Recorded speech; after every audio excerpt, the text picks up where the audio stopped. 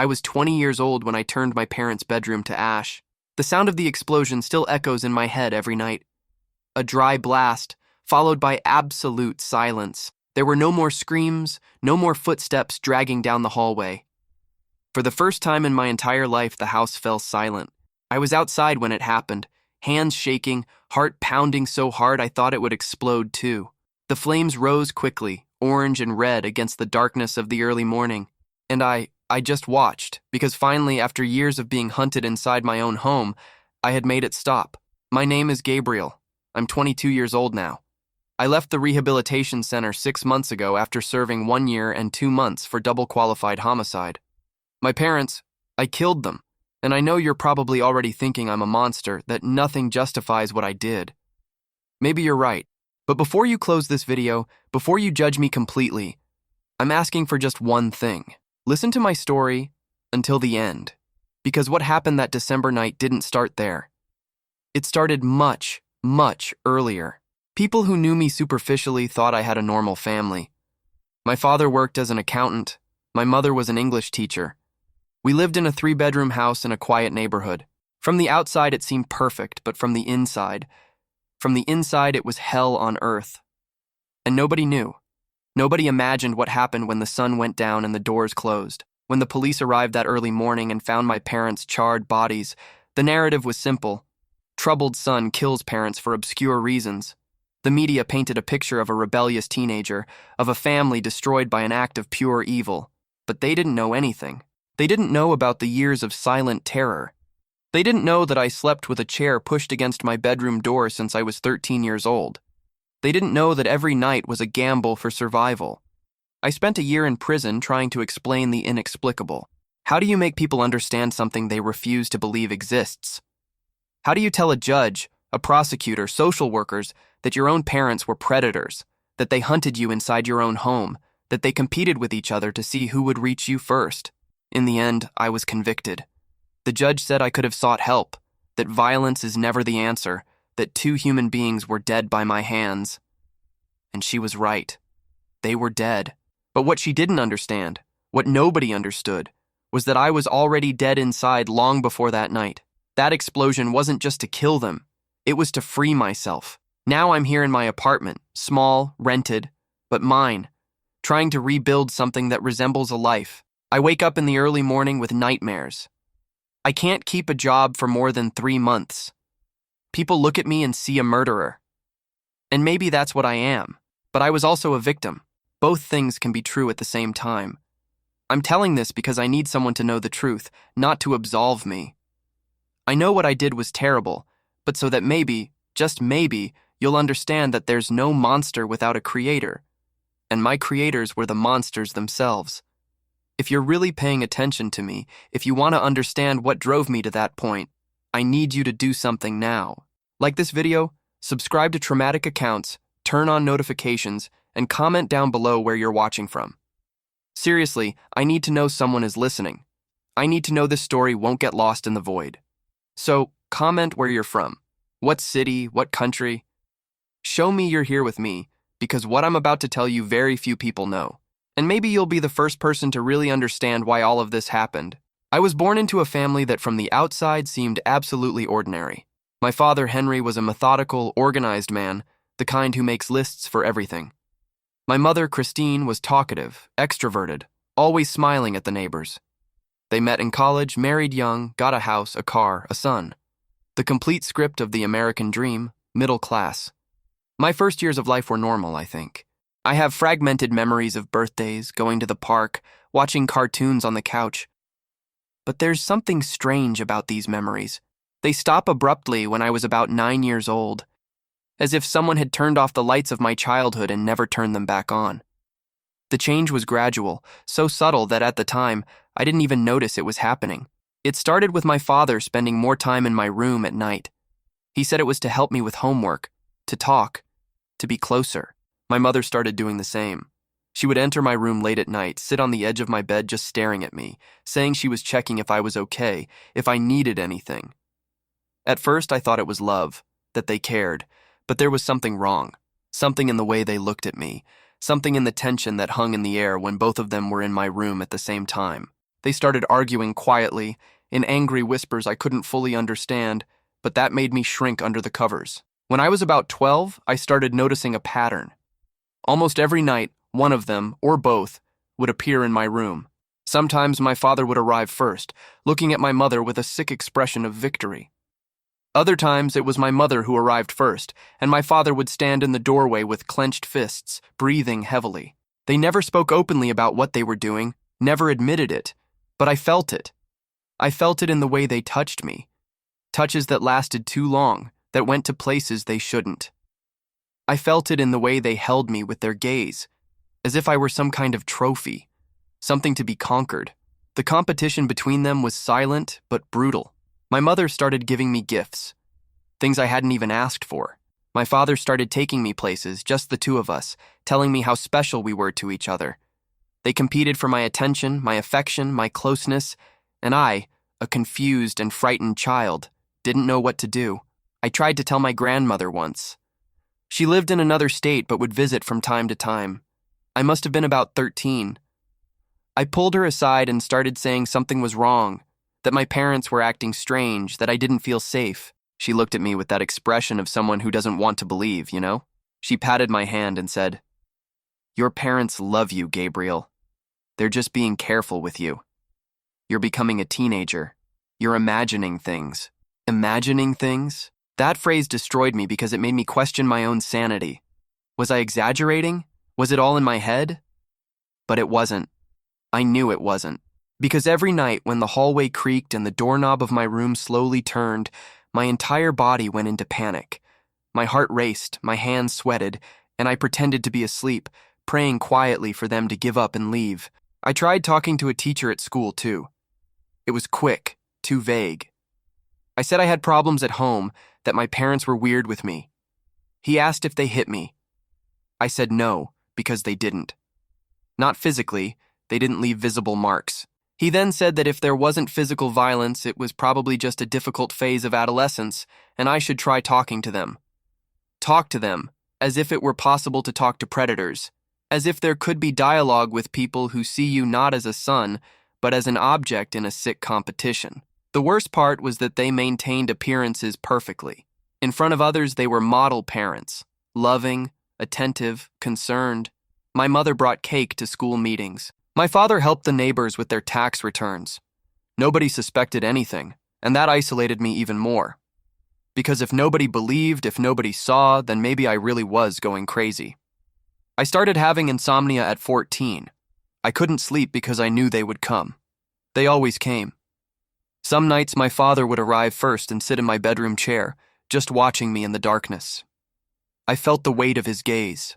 Other nights it was my mother who would lie down beside me and whisper things, that I was special, that she loved me in a way nobody else could love me. It was around that time I started pushing the chair against the door, but they had the key, always had it. And when I locked it from the inside, they would knock, knock, knock until I opened. And then came the punishments. Nothing physical. They were too smart for that, but they isolated me, took away my phone, said I was being ungrateful, rebellious, that they just wanted to get close to me and I was rejecting them.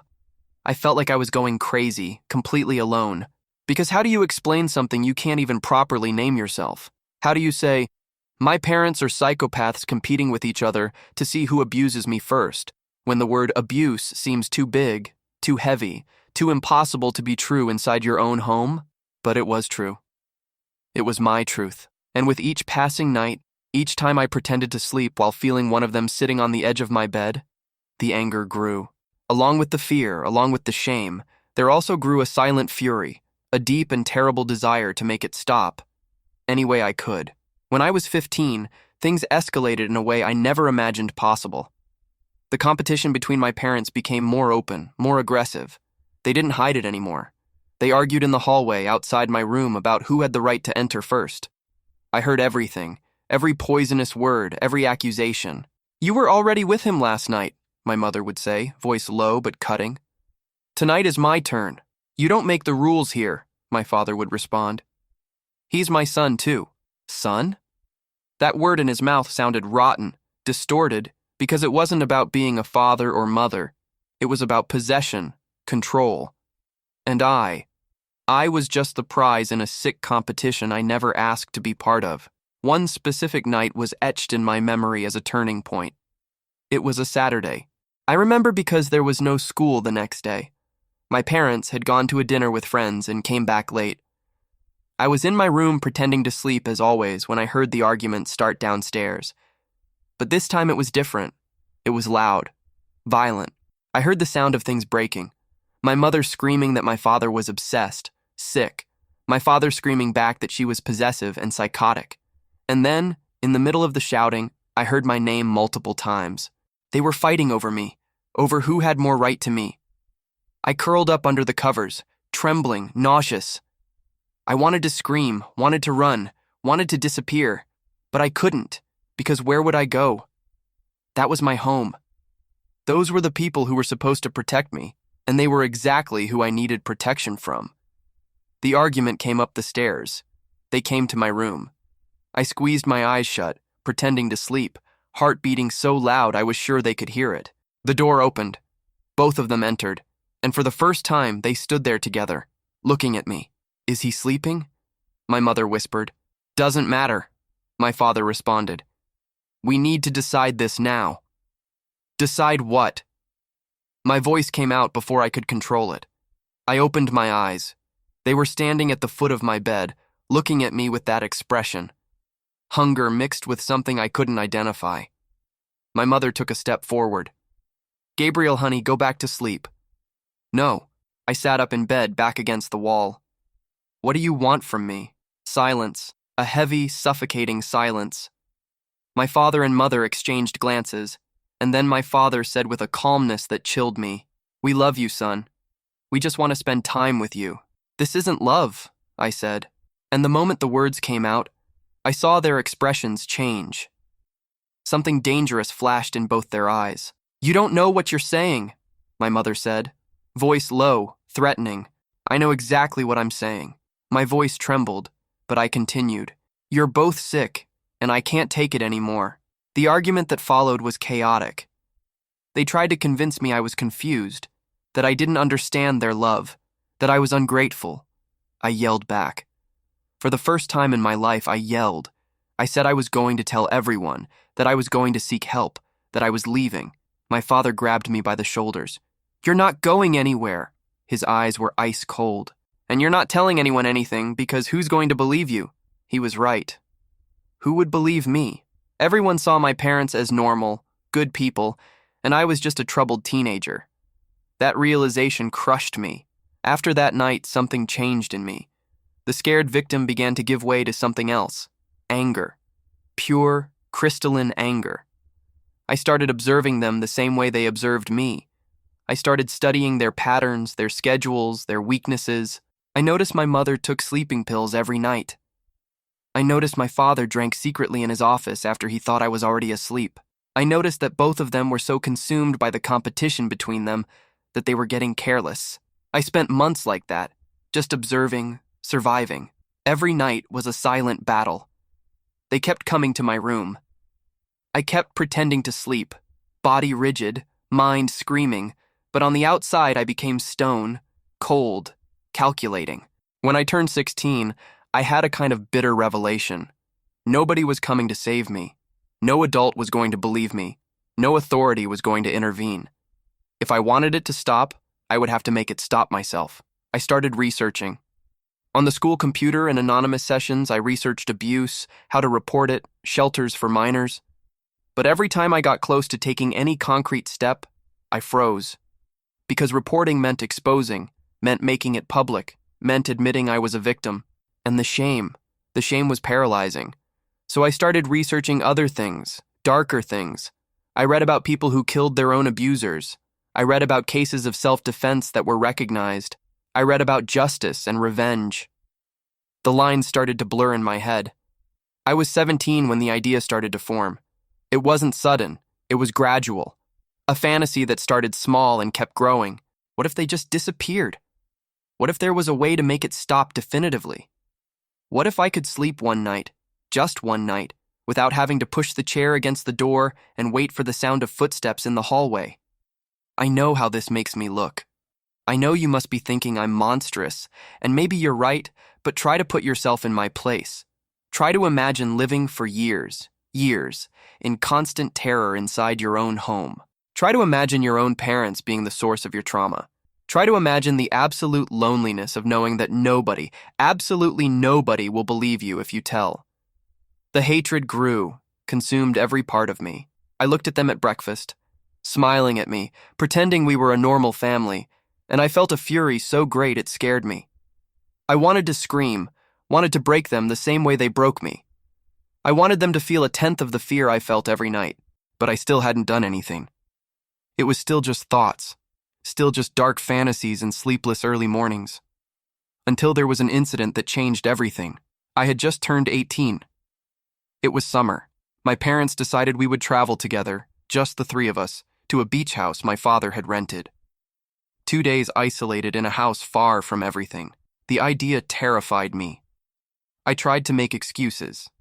I said I had school projects, that I had plans with friends, but they insisted, and I went because I was still their son, underage, without a choice. Those 2 days were hell. They barely disguised it anymore. The competition was open. My mother kept calling me to walk on the beach, just the two of us. My father invented excuses to take me in the car to buy things, just the two of us. And at night, both of them would appear in the room where I was, they argued. Sometimes they almost came to physical violence with each other, and I just sat there watching my parents tear each other apart in a sick competition over me, as if I were some kind of object. On the second day, my mother pulled me into a corner of the house and said, eyes fixed on mine, "You know you're mine, right, Gabriel? Your father can try, but you've always been mine." I stared at her and for the first time responded, "I don't belong to anyone." Her expression froze. For a second I saw something absolutely terrible in my mother's eyes. Hatred. Pure hatred. Because I was refusing to participate in their fantasy. I was breaking the game. We returned home the next day. Me in the back seat of the car, looking out the window, feeling something solidifying inside me. A decision. A terrible and definitive certainty. This had to end, and there was only one way. I spent months planning, because I knew that if I was going to do it, it had to be definitive. It had to work. There could be no mistake. I researched everything. Types of homemade explosives, materials that could be bought without raising suspicion, timers, detonators. I was 19 years old and had access to the internet. I learned everything on my own. It was frighteningly easy. I bought the materials little by little, never two things from the same store. I paid in cash, wore caps, hoodies, was paranoid about security cameras. I hid everything in the back of my closet, wrapped, organized. Building the bomb took weeks. I worked in the early morning when I was sure they were sleeping, hands shaking, following mentally memorized tutorials. I tested components individually. I wanted to be absolutely sure it would work. It wasn't impulsive. I want to make that clear. It wasn't a moment of blind rage. It was calculated, cold. I spent months thinking, rethinking, asking myself if there was another way out. But every time I reached that point, I remembered the endless nights of terror, the times I pretended to sleep while feeling their hands on me, the arguments about who had the right to what. And the answer was always the same. There was no way out. Not for me. Not while they were alive. The date I chose was strategic. A Friday, almost 2 months after I had started preparations. My parents had a pattern on this specific night of the week. They drank wine at dinner, got more relaxed, went to their room earlier. I knew it would be my best chance. All day I was calm, abnormally calm. I went to school, came back, had dinner with them. My mother made lasagna. My father talked about work. I laughed at the right moments. I nodded, played the perfect son. Inside, I was counting the minutes. When they announced they were going to their room, my heart raced, but I kept my expression neutral. I said I was going to watch TV for a bit. They went upstairs. I heard the creaking of the stairs, the closing of their bedroom door. I waited an hour, a full hour, sitting on the couch, looking at the TV without really seeing anything, just listening to the sounds of the house. I needed to be sure they were sleeping or distracted, anything that would give me the necessary time window. At 11:23 p.m., I went upstairs. Each step seemed to scream under my feet. I passed by their room. The door was ajar. I heard low voices. They were talking. Perfect. Distracted. I entered my room. I took the bomb from inside the closet. Small, the size of a shoebox, but powerful enough. I had tested and retested the calculations. The timer was set for 5 minutes. Enough time for me to place it, leave, and be far away when it exploded. I took a deep breath, hand sweating. This was the moment. After this, there would be no going back. My parents would be dead and I would be a murderer. But I would also be free. I left my room, walking backwards down the hallway, eyes fixed on the ajar door of their room. I heard my mother laugh at something my father said. A normal sound, domestic.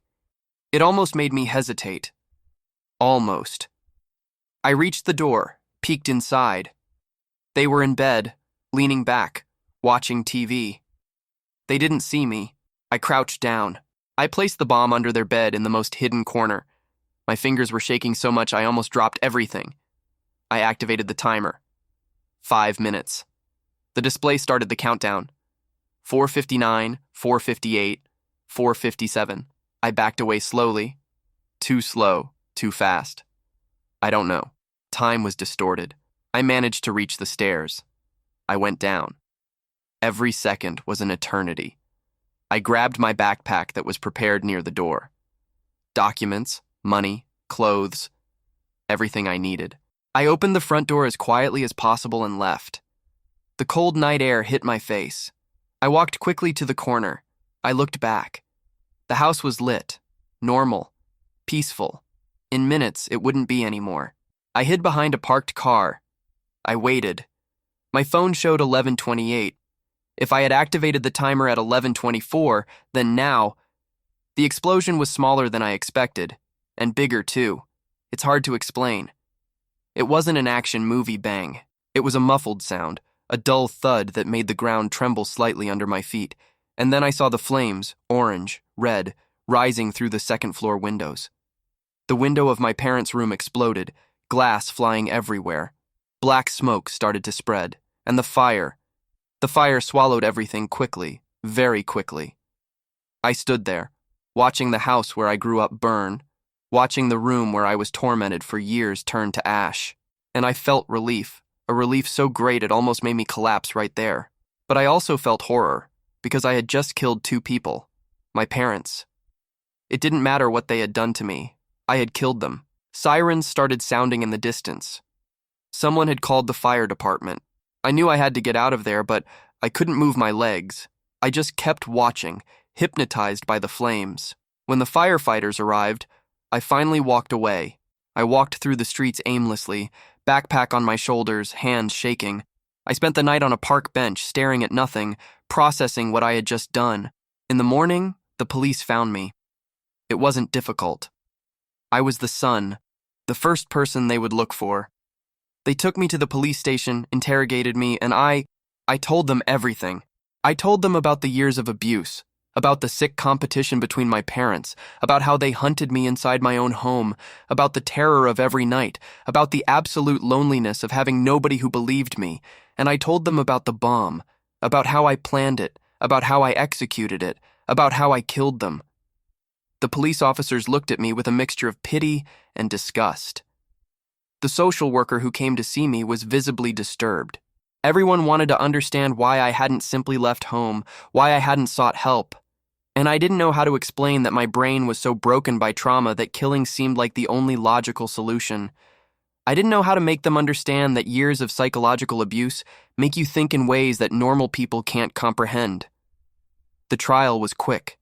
I confessed everything. I didn't try to lie. I didn't try to play the victim, although I was one too. I took full responsibility for what I had done. Double-qualified homicide. The judge who sentenced me was an older woman with tired eyes.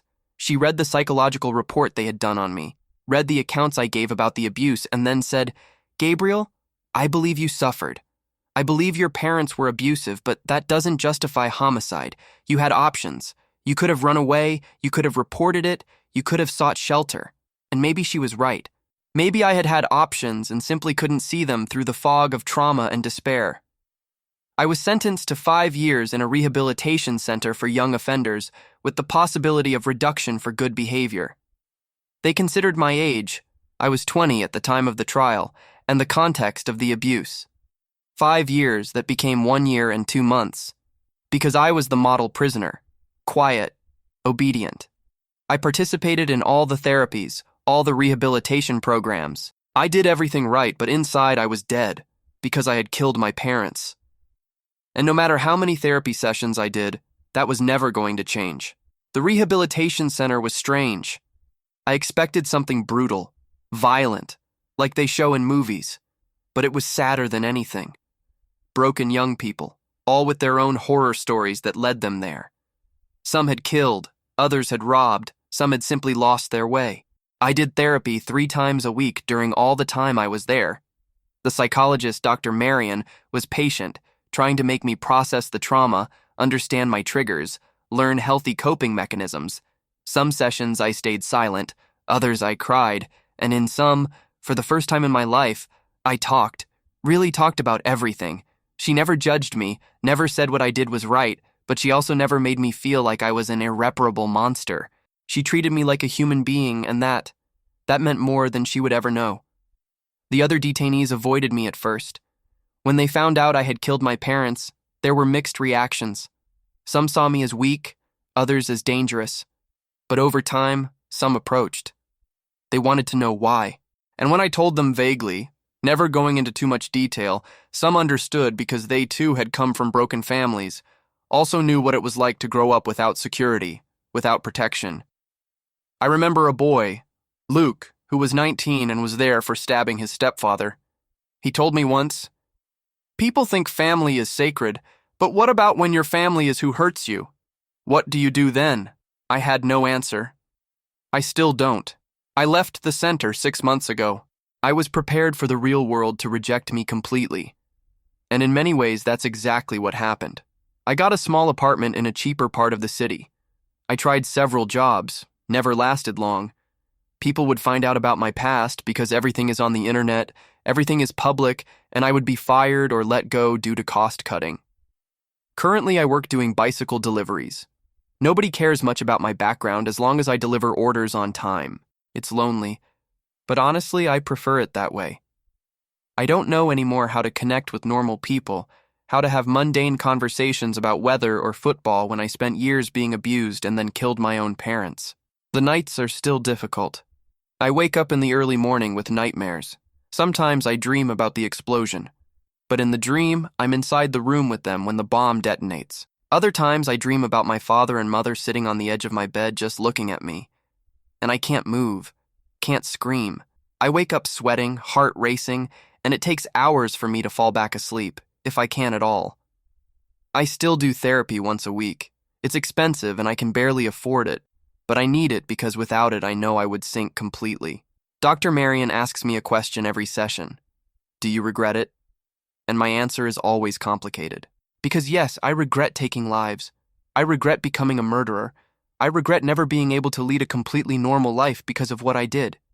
But I also don't regret making it stop. I don't regret finally, for the first time in years, being able to sleep without pushing the chair against the door. I don't regret not having to live in constant terror. Both things are true at the same time, and I've learned to live with that contradiction. My extended family cut me off completely. My grandmother died hating me, thinking I was an ungrateful monster who killed his loving parents. Cousins, uncles, everyone disappeared. And I understand, because to them my father and mother were good people. I'm the villain in this story. Maybe I am. I don't know anymore. What I do know is that I survived. Not the way I wanted, not whole, but I survived. And there are days when that seems enough. And there are days when it seems absolutely insufficient. I'm telling this story because, honestly, I don't know if it serves any purpose. I don't know if anyone will hear this and understand. I don't know if you who are listening to me now can comprehend the mess that is living with this weight. But I needed to speak. I needed someone to know it wasn't gratuitous evil. It wasn't an act of pure violence without context. It was the result of years of abuse, of loneliness, of despair so deep that killing seemed like the only way out. I'm not asking for forgiveness. I'm not asking for understanding. I'm just asking that you understand that there's no monster without a creator. And my creators were the monsters themselves. Today, at 22 years old, I'm trying to rebuild something that resembles a life. It's difficult, it's lonely, it's scary, but I'm trying because the alternative is to give up completely.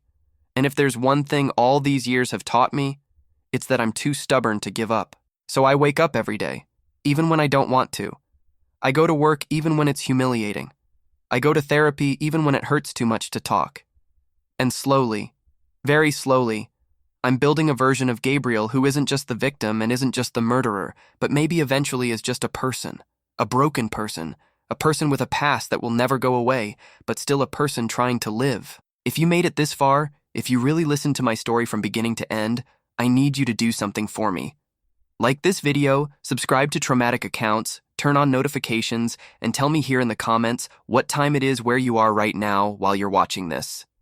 Is it early morning? Is it late?